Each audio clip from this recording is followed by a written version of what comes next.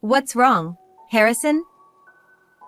The intercom buzzed, and I was surprised to see my grandson Harrison standing there.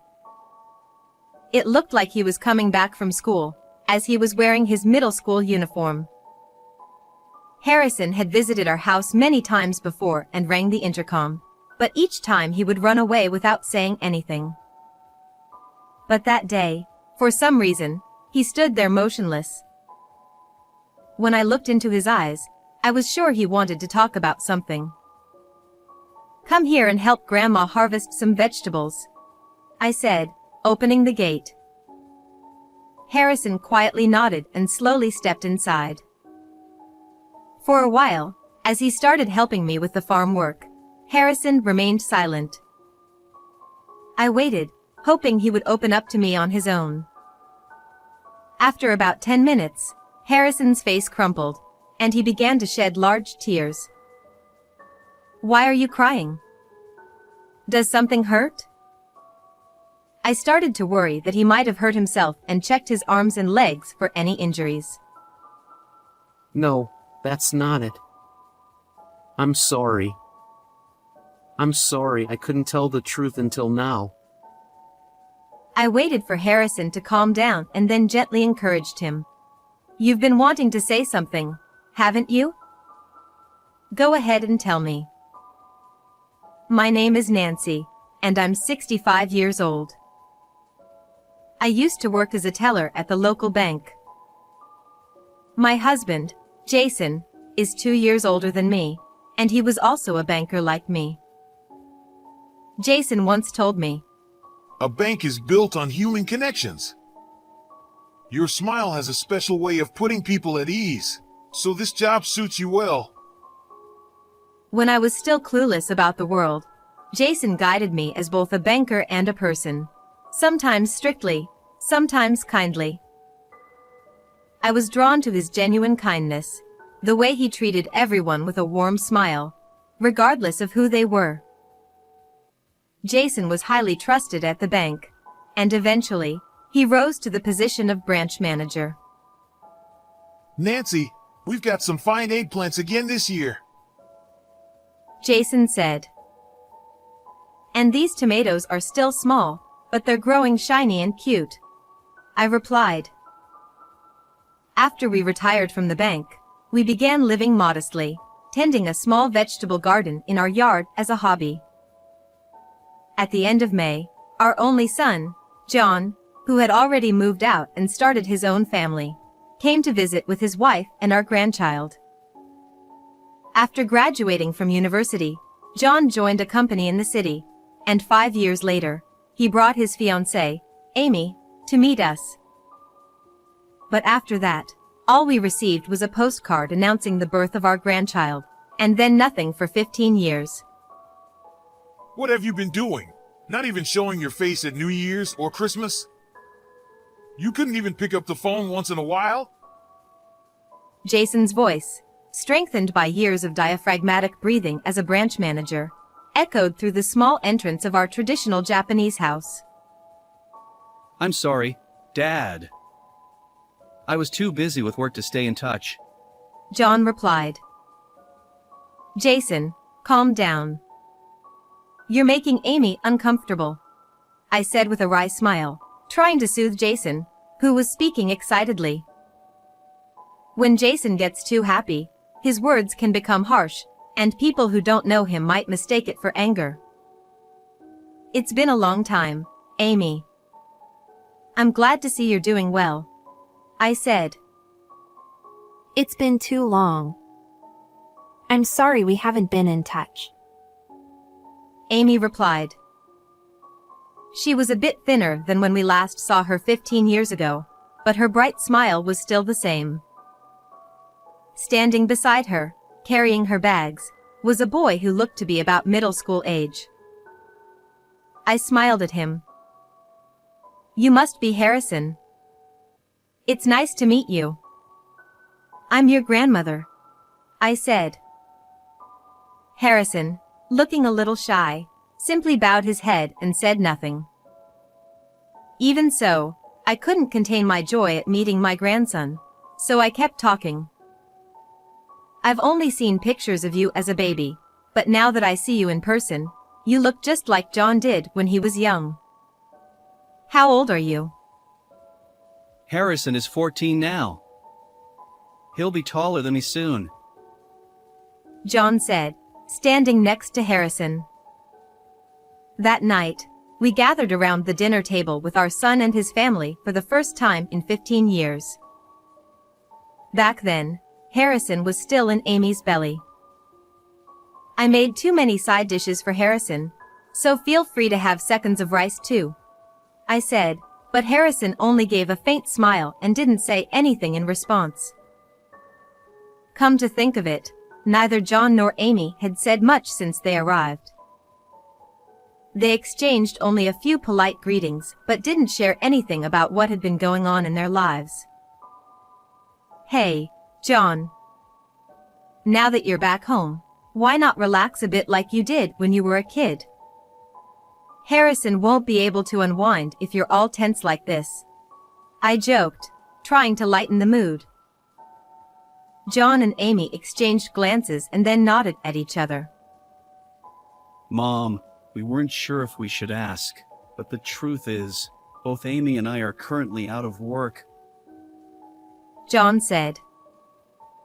What? No work at all? Why? I was stunned by the sudden confession and exchanged a worried look with Jason. We both worked at the same company, but things got complicated, and we got tired of the office politics. So, we decided to quit and look for new jobs, but we haven't found anything yet. I hate to ask, but could we come here for dinner a few times a week? Amy's a great cook, and I can help out with cleaning or anything else. John said, bowing deeply with Amy, both pressing their foreheads to the tatami floor in a plea. Of course, I should have been happy to see my son's family and my grandson every day, but... Lift your heads. But more importantly, do you have any job prospects? Harrison's in middle school now, right? You'll need money for his school fees and exams and everything else. Isn't that enough? Jason interrupted me, gently smiling as he tried to stop my anxious outburst. They must have their reasons, He said, turning his gaze toward our son and his wife. Like Nancy, I can't say I'm entirely optimistic about your situation. But when family is in need, it's our duty to help. You're welcome to come for meals whenever you need. Jason said kindly, then turned to me. Isn't that right, Nancy? If you say so, I replied.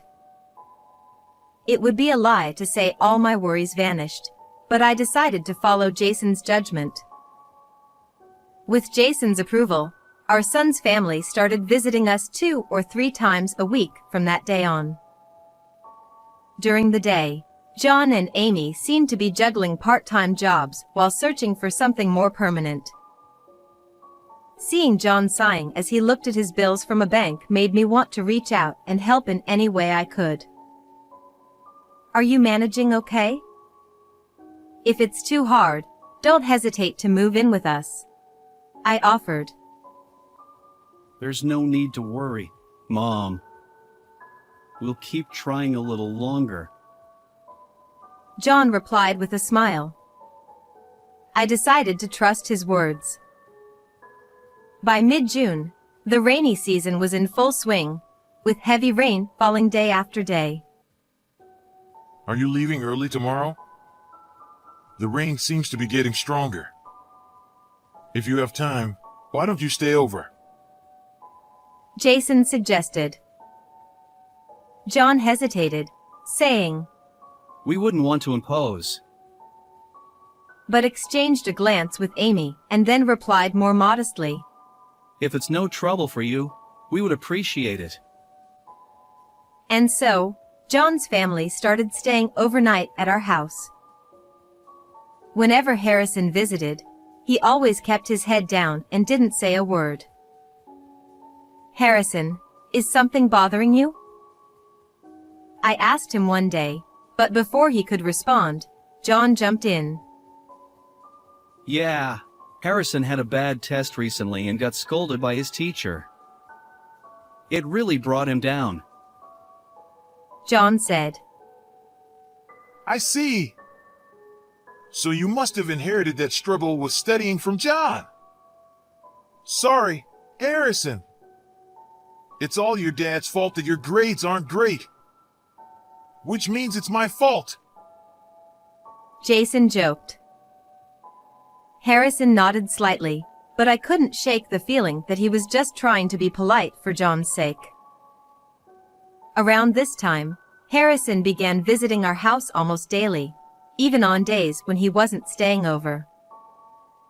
He would ring the intercom and then stand there for a while, silently watching us through the window.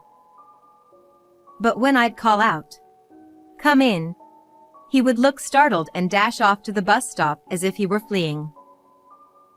Since he was always in his school uniform, it must have been on his way home from school. What's going on with Harrison? I asked Jason, concerned about his odd behavior. I don't think you need to worry too much. He's 14. It's not unusual for a kid that age to have a problem or two that they don't want to share with adults. Jason replied. That may be true, but even though I knew that was possible, I couldn't help but feel that Harrison's daily visits, even in the pouring rain, had some deeper significance. In early July, the rainy season took a brief break, leaving us with damp and muggy days. It was just past midnight when I suddenly woke up, alerted by a faint sound. It seemed like the sound of footsteps on the carpet coming from the living room, and I held my breath. Did I lock up properly? I kept replaying the memory in my mind. Every night before bed, I would check the locks first, and then Jason would double-check the same spots as a precaution. Even if I had missed something, meticulous Jason would never overlook it. I reached for my smartphone by my bedside and, clutching it tightly, cautiously opened the door to the living room. Using the faint light from my phone, I scanned every corner of the room, but nothing seemed out of place. Maybe it was just my imagination, I thought. Jason, who had been sleeping beside me, woke up too and asked, What's wrong? I thought I heard something, but it seems like it was nothing, I replied. I definitely locked up. But if you want, we can check again. Jason offered. We wouldn't want to wake John and the others with all this noise. Let's just go back to bed, I suggested. Neither of us thought much of it, so we returned to the bedroom and went back to sleep. I don't know how much time had passed when I was awakened again, this time by hurried footsteps and voices from John and his wife. Hey! Hurry up! John shouted. Harrison, forget about washing your face. Just grab your things and put on your shoes. Amy urged. The sudden commotion jolted me fully awake. The sky outside was pitch dark, with not even a hint of moonlight seeping through the curtains. I slipped out of bed and made my way to the living room, where John and Amy were rushing around. It was just after 4 a.m. You're up early. What's the rush at this hour? I asked. John jumped, startled, and dropped the Boston bag he was holding. The bag landed with a heavy thud, its contents clearly weighing it down. Mom, why are you up so early? John asked, trying to sound casual. I could ask you the same thing. And what's in that bag? I replied. John quickly picked up the bag and hid it behind his back. It's nothing. Just some important work stuff. he said hastily. That's right. Nothing for you to worry about, Nancy. Amy added, laughing a bit too loudly. Work. What? Did you find a new job? I asked, confused. Yes, that's right. I just got a call from, a college friend. I need to head to the company right now. John stammered, with Amy nodding vigorously beside him. Well, congratulations. But isn't this a bit sudden? Won't you have breakfast first? I asked. There's a meeting first thing in the morning. It's a long drive, so we'll have to skip breakfast. John replied quickly. At that moment, Jason came into the room. This is all happening fast. Are you sure this company is trustworthy? Jason asked, reverting to his old branch manager's concerned tone. Dad, you've always been such a worrywart. It's fine, really. The company is run by a college friend, and everyone there is kind and trustworthy. There's nothing to worry about. John said. Well then, I suppose it's not my place to interfere. Jason said, nodding in agreement. John also nodded, visibly relieved. Anyway, we should get going. John said, as he and Amy made a move toward the front door.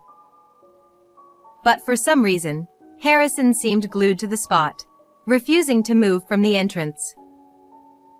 What are you doing? Let's go!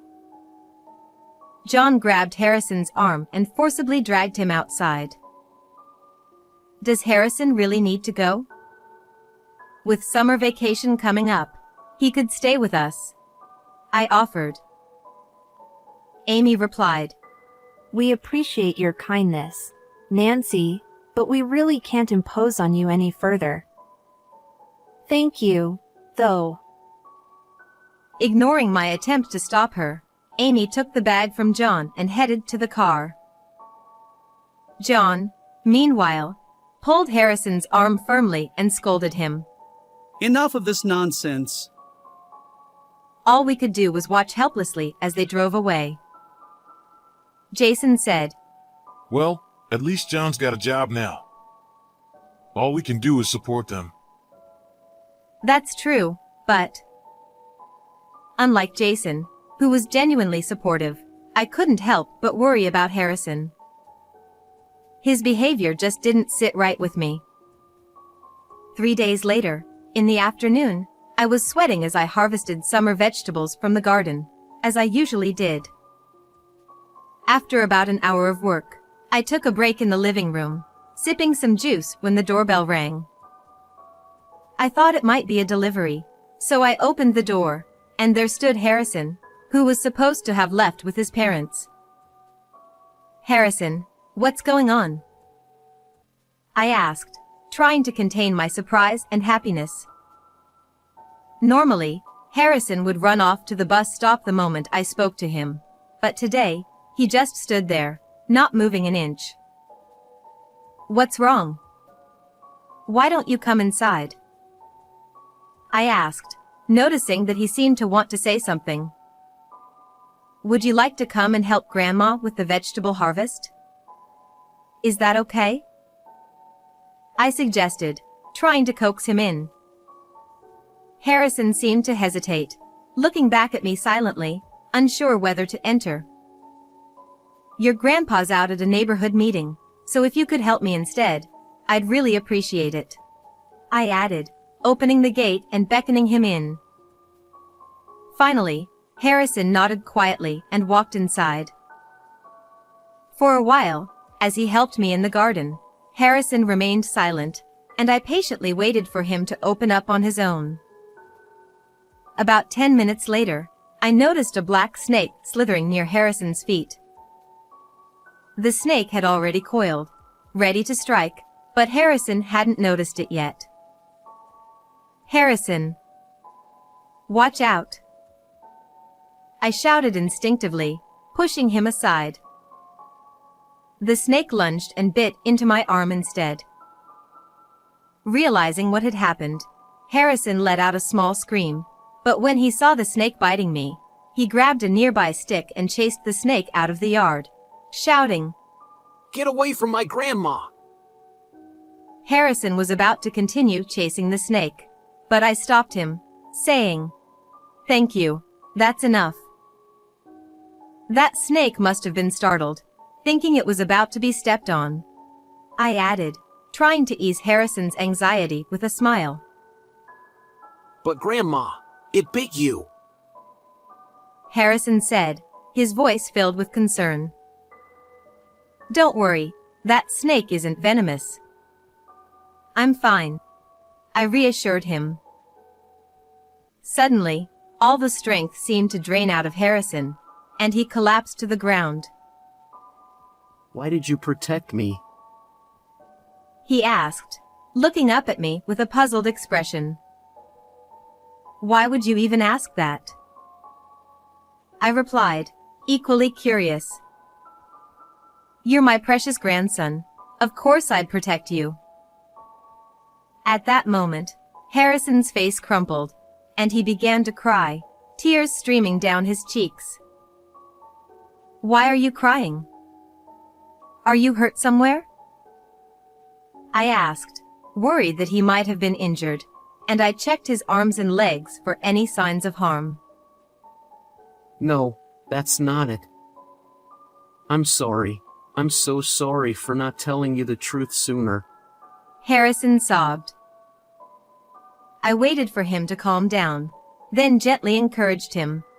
"You've been wanting to say something, haven't you? Go ahead, tell me."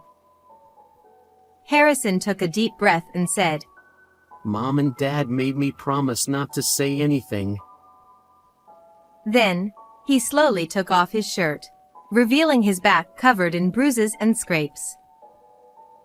I was speechless, shocked by the sight before me.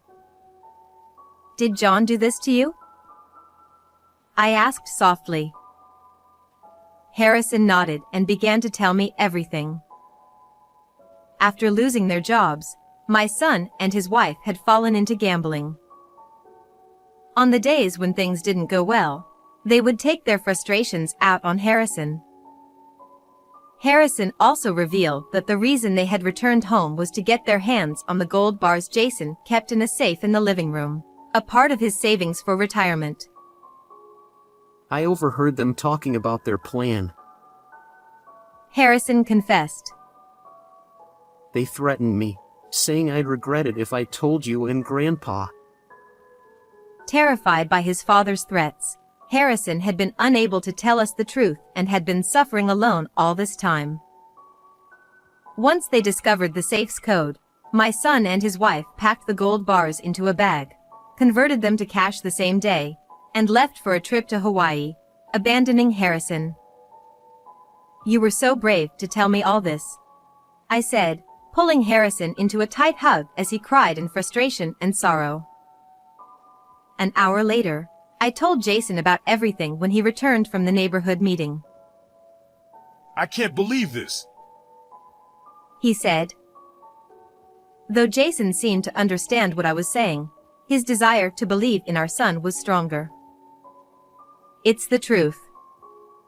The gold bars are gone," I insisted. Jason quickly went to the living room, opened the safe, and checked inside. No! But that doesn't mean it was them. Maybe someone broke in from the outside. Yes! You mentioned something about hearing strange noises that night, didn't you? Jason was still trying to convince himself of John's innocence. "But you made sure all the doors were locked that night, didn't you? And besides..." What is it? Is there something else? Jason asked, noticing my hesitation. I debated whether to show him, But then I made up my mind and showed Jason the video saved on Harrison's phone. His face contorted with a mix of sadness and anger as he watched the video. It clearly showed John and Amy sneaking into the living room at night, taking the gold bars out of the safe, and stuffing them into a Boston bag. I didn't want you to see this, but this is the reality, I said, holding Harrison close and appealing to Jason's heart. Harrison's back is covered with scars. He says John did this to him. Harrison knew about his parents' plan, but he was too terrified to speak up. Even today, he must have been scared. Yet, he found the courage to tell us the truth. We can't turn a blind eye to his bravery. The one who's suffering the most isn't me or you, it's Harrison. Jason quietly looked down at Harrison's face, then gently patted his head. It must have been so hard for you. So painful. I see now. Grandpa was wrong. I was wrong. Harrison, please forgive me. Jason said, shaking his head vigorously to dispel his sadness, which quickly turned into an expression of anger. A week later, Jason and I visited the apartment where our son's family was living, guided by Harrison. They're supposed to return today, right?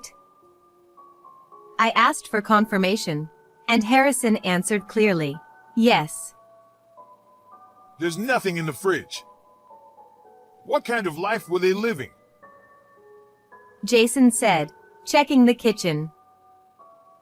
According to Harrison, they left just enough money for 10 days of food before going on their trip. Soon, we heard a familiar car engine stop in the parking lot. The sound of footsteps echoed up the stairs, followed by the laughter of John and Amy, getting closer. The front door slowly opened, revealing John and Amy, their skin sun-kissed from the trip. Did you enjoy the trip? Jason asked. Their laughter vanished in an instant. Dad! What are you doing here? John exclaimed. They had never told us their current address. When John spotted Harrison hiding behind me, he glared at him. Harrison! Did you tell them? You traitor! He stormed in with his shoes on, aiming for Harrison. Just as John was about to grab Harrison, Jason stepped in, blocking his path, and twisted John's thin, frail arm. Ow! Ow! Ow! I wasn't gonna do anything! Let me go! John whined. Good thing I learned some self-defense back in my bank days. Jason said, easing his grip. John, now weak and gaunt, collapsed onto the floor. How does it feel to go on a trip with stolen money? Jason asked. Stolen? What are you talking about? John tried to play dumb, but Jason cut him off, showing him the video Harrison had secretly recorded, capturing their crime. Your goal from the start was those gold bars, wasn't it? Jason said. Damn you, Harrison! You know what's going to happen to you later, don't you? Amy shouted, making Harrison flinch. So that's how you've been hurting this boy all this time. But it ends today. You're going to tell us everything. Jason demanded, his glare silencing John. Defeated, John began to confess. Both John and Amy had a love for gambling. At first, they claimed it was just a way to blow off some steam, spending within their allowances. But after one big win, they couldn't stop, and before they knew it, they were drowning in debt. I started misusing my position in accounting and took money from the company. When they found out, I was fired. We had no choice.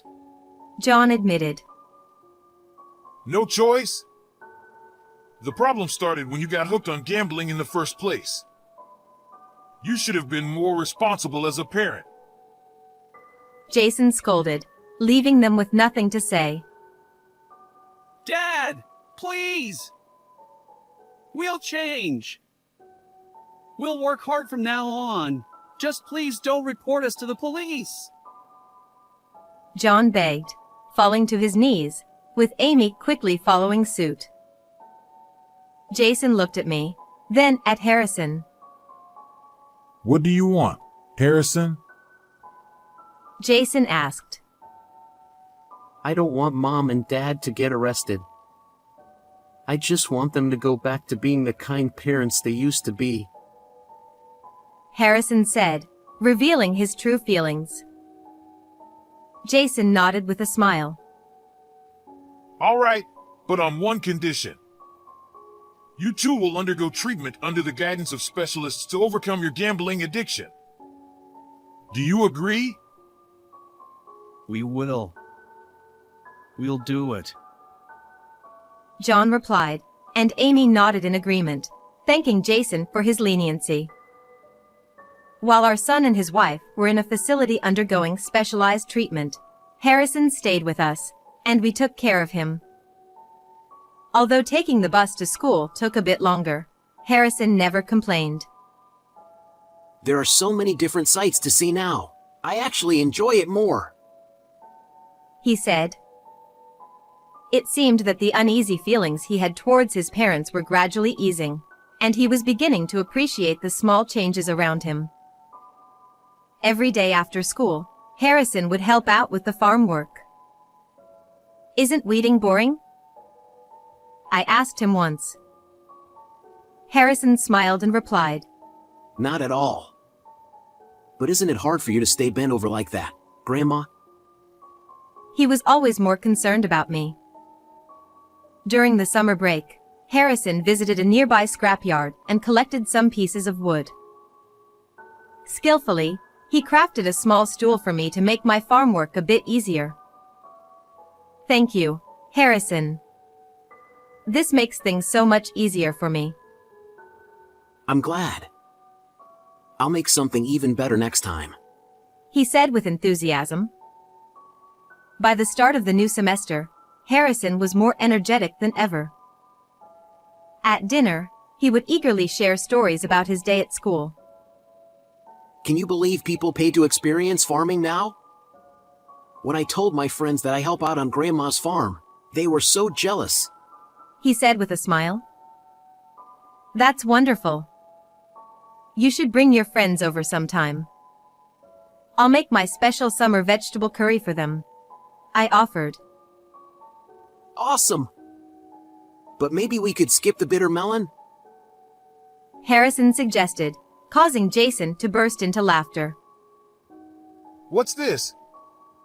Harrison's taste buds are still a bit childish, huh? Jason teased. I didn't say I hate it. I'll eat it, okay? Harrison retorted, pouting. They looked more like best friends than grandfather and grandson.